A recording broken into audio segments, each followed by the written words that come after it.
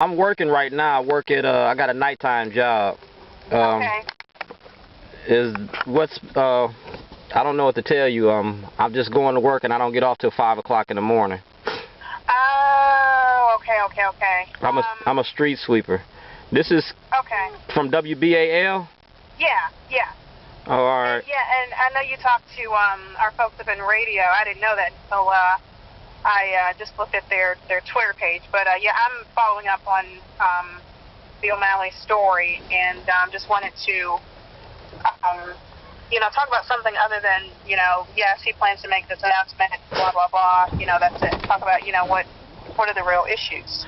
The real issues are how he's created a political machine in which denies the underclass equal opportunities in the state of Maryland.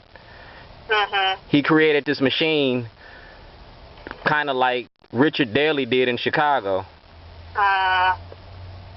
He also created this prison industry here in the state of Maryland, which is his cash cow. That's why he elected those judges and has such good relationships with the police department. I was doing a documentary and a movie about Governor O'Malley. I'm a caterer. I've been around in those circles. I've been to Pataracus's house. I've been to 85% of the richest people in this state. Those were my clients. And by me making this documentary and this movie, it got me locked up in February of 2011. That's what that toilet was about. Nobody never asked what the meaning of the toilet was.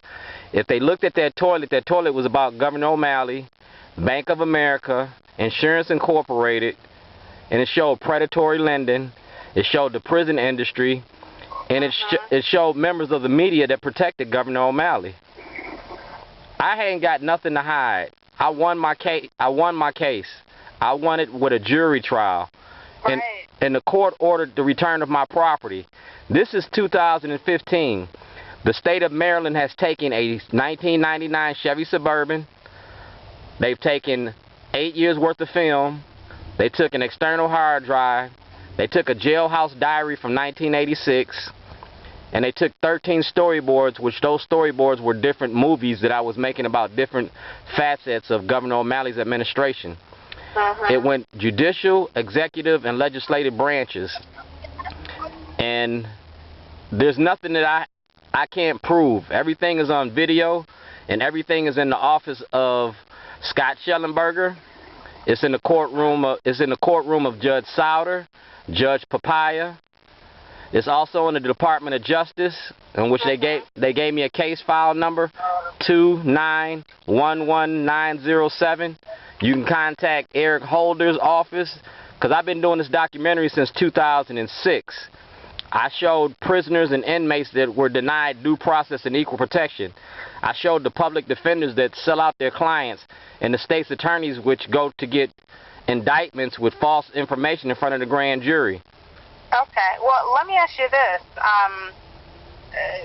because I know that there, are several people, and some of the stories that I've covered in the past, I've seen, other people, of course, on the same page as you are. Do you think, or is there maybe someone that, that possesses the same amount of passion that you do? Do you think there's someone that you could recommend, or you think if there's someone that is available that we can kind of catch up with for a couple of minutes to do something on camera, or a quick soundbite, or what do you think? Brian Vaith is a victim of it. He was a Baltimore City Fire Department personnel, and he broke his back on his job, and they denied him his pension. So they got other people. Marcella Holloman, her son was murdered by the Baltimore City Police Department in her house right in front of her. Okay. The West family, the Anderson family, victims of police brutality, you can contact the Baltimore block and talk to Pime or Raleigh or Trey. You can also contact Word on the Street, which they stole at housing money, the money for the homeless people. Tony Simmons. There's an array of people. If you go on my Facebook page, you can look at my friends list and you can pick the people from there. Just reach out to them. Okay. Yeah. and Okay. and it's all part of my underground. We got like 3,000 people on my page. Okay. So this ain't just some crazed individual. I planned this, yeah. and I've put a lot of work into this. Okay. You can get a copy of my transcripts from my trial and see the people that came to my trial and that testified for me in my behalf. Okay. Like I said, I want everything transparent, and I want Governor O'Malley held accountable. All right, here goes a blueprint for you. Do your history on Governor D.C. Stevenson, the governor of the state of Indiana in the 1920s. He's no different than Governor O'Malley, and this is 2015. All right, he's no different. If you go look at what Governor Stevenson did, Governor O'Malley did the same thing. Now, if you look at the movie Birth of a Nation, yeah, which debuted in 1915, this is 2015. You still killing black people in America the same way that you was doing it in 100 years ago, and the police are never held accountable. The same way that the Ku Klux Klan was never held accountable. Show the parodies in the times, and you won't get caught up with the rhetoric. You know what I'm saying? Yeah. Okay. He who knows his past can control his future. I know my past. I'm a 50s baby. I've seen this before. I was in the riots in '68. You know, I was a kid then, but I know what racism looks like. And Governor O'Malley is promoting racism. He has black people on his staff, and he has black people in his party, but that's like the plantation politics. They're overseers for the plantation. We traded cotton for cocaine, the penitentiary for the plantation, and we as black people are still the cash crop. And there's no other way of putting it, and it's the simplicity of it. They got mad because I was using that toilet, but I was using that toilet because a toilet don't care if you're black, white, straight, or gay. A toilet just takes your shit. Excuse my French. And by me using the toilet and putting Governor O'Malley's face on that toilet and putting different political figures on that toilet, it caused a lot of problems.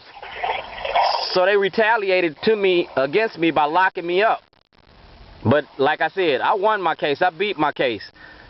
The FBI has a case filed on me. The Department of Justice has a case filed on me. And I'm just one man fighting against a machine. And this machine needs to be dismantled. So you can get anything that you want from those individuals. James MacArthur. Yeah. Christine Flowers. She'll talk about the homeless money that's been missing. You can't keep stealing and treating people the wrong way and think they're just going to accept it. The only reason that Mosley indicted those police officers is because you had a riot. If you wouldn't have had a riot, it'd have been business as usual and just another dead black man in Baltimore. But because you had a riot and it brought attention, national attention, she had to do something. All right? All right. Well, what I'll do is, I'll go on your Facebook page now and reach out to those individuals. All right.